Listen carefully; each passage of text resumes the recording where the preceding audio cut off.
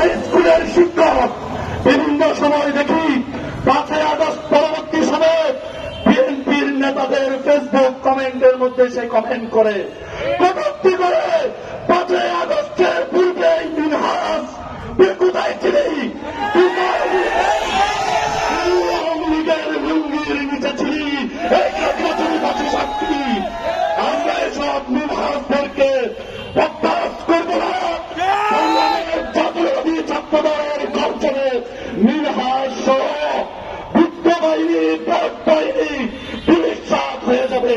অতীতের ন্যায় নেতৃত্বে আগামীতে খাগড়াছড়িতে সাম্য এবং মানবিক খাগড়াছড়ি সমৃদ্ধির খাগড়াছড়ি বিনির্মাণে আমরা সবাই ঐক্যবদ্ধভাবে কাজ করব।